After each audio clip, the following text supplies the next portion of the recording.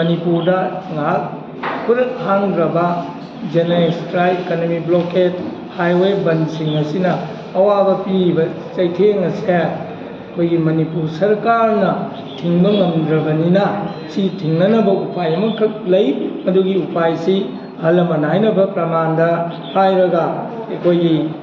लिंसु हाथ चैसु टेक्तब पॉलिसी कनान तौताई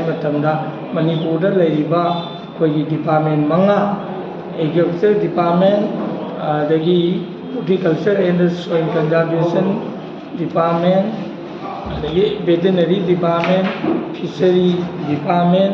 common area development authority department मंगा से थिंब नतनदी सरकार economic blockade economy blockade highway blockade general strike थिंब करीगनो MPDM चानब फूड स्टफ से वाटन लेरब थेंगने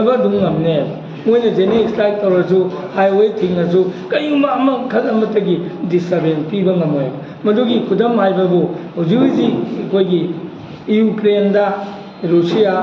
UNO भेटो पावर लेरिब रूसिया लान थाय 2022 की फेब्रुवारी हौजिपौ लान थेंगनै यूक्रेन खोंफम अमबौ हनदे अदुदगी अखोई चिंचाक लेबगिनी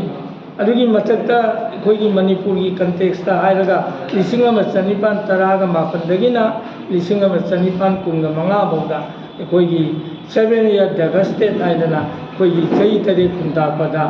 his highness Maharaja Gambhir Singh and Narsingh थेंगनैयेबा करीगी थेंगनै चिंचाक वाटे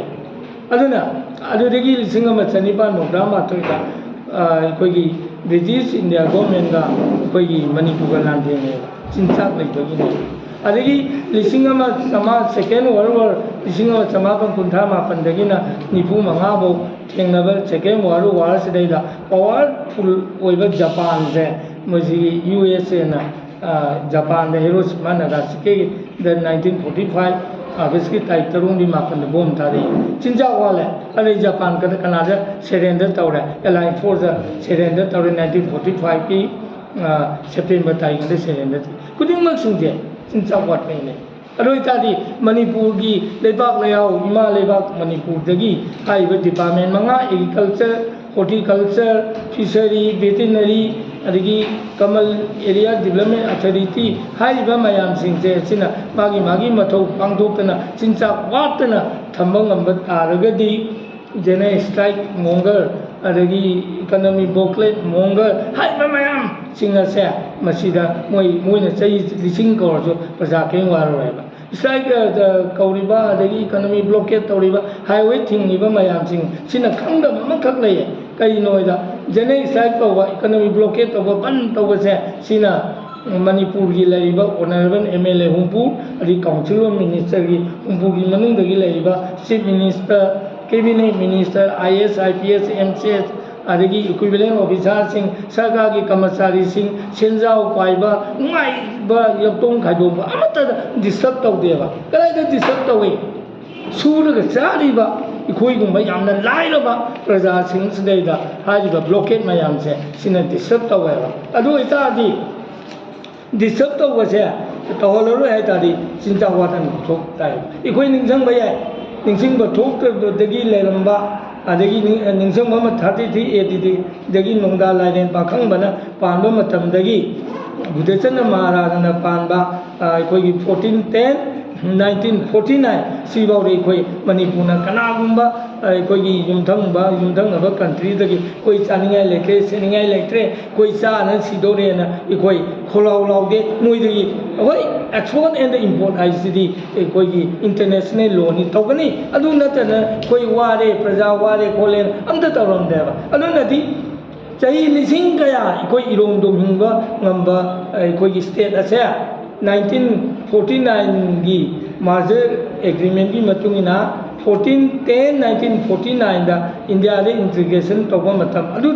कोई हौरे चानीगाई लेटबगी डिस्टर्बेंस खुद तौरेबा कोई तौरे तौरे कोई टेंथारगा लेगद्रबा कोई टेंथारगा लेदब ताई मदुदी कदौ ताई डिपार्टमेंट मंगाना पाजन प्लानिंग तब ताई सिदेदा मरुब रोल लौगदौसे वाटर रिसोर्स डिपार्टमेंट मणिपुर की लेरिबा तुरेन कसु मसिंग यामनते बिहार कंपेयर तौर मतन खोंबानगुमनी से इम्फाल रिवर नंबुल रिवर इदिन रिवर नंबुल रिवर मागंग रिवर हाइबा मयाम सिंगते फुट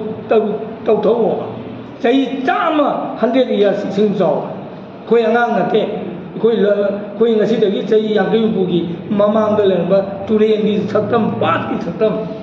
कोई लोइन होबो ngaतनी खंगोबो ngaतनी अदुदि तौद्रे सिंग जावकांदा आदुना जेसीबी थौरी तोरमान थोली चिंगे ले मसिनदी इकोई जेनेरिक स्ट्राइक अदगी हाईवे बन कईमा मखल अमतदा कोई थिंगबा ngमोया अदुदि कइथौ तारे कोई मणिपुर कोई आयो अमन निंसिंग बया मणिपुर की लेरी बप्पा तायम पात हायरो मतमंगी पानी कोइना खंगबदा अदगी लंफेन पात हायरो पानी अदगी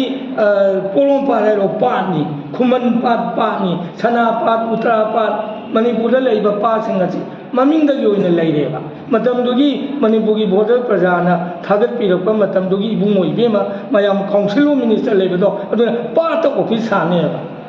खुमलबा उजिक लेरी से पानी कोई नुते मयाम ना फारिनी तायम पात पानी लंफेन पात पानी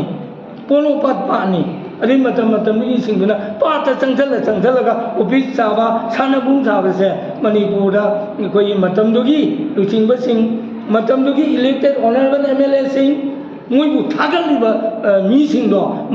मदुगी कोकतो यावद तविनेबा ऑन टुडे और आई नीड टू ओपन कइदौता थिंग सरकार ने थिंगमद्रे बंद से इकोनॉमी उजिन से हाईवे 37 दा 102 दा 2 दा चटपंगमीब्रो इखवा हाई मया मयाद लेबसिना मोइगी फोर्ट फादर दौना पीबा लमदौना अदु तौरे दा तौरे भारत की लेबा Manipur खाइदोखरगा state Kunga तरेता union territory 9 दा मणिपुर की हाईवे दा तौरिबा सुंबा तौबा कना यावगेबा कोई टेंथादना लेरे अदुना अदुमा मयाम थिंजे हाई तारगदी कोई कइदोबा ताई डिपार्टमेंट मंगासिना चप चाना थबक लौखलगा कोई मणिपुर चाननबा चिंजाक अदगी चेंग चाक अदगी हिंजांग नापी हिदाक लांगदक सेननबा फिरोन खुदिमा एक्सोड इम्पोर्ट मखलमन वाता पादबा अदुम स्टेट अमा ओइननबा होनबा नतनदी मणिपुर चई कुन कुंथा से आग लेतना प्रजा हरासमेंट पीरिबा लाइरबा प्रजा ओलिबा मयाम सिंगसे थिंगबा नत्रगदी चई खरगी मतुंगददी इखोई से मरुवेने स्पेशल ओइना भेली जगह लेरिबा चिंगदसु ताबा यादबा इखोई मैते एबा जाति से दुकी मति लाइदी त्रिपुरीज ऑफ त्रिपुरा मसी तारोई काइसे डायलॉग द करीदा पमाई हाइबा याइको इखोई अदु अदानेना मदु डायलॉग ओइना चथरगा इखोई दे यामना वाना हिंबा अमा ओइदनबा इखोई होनबा ताई हाइबसी मणिपुर वन दोंगी फ्रेंड री माइगे गे तमजरी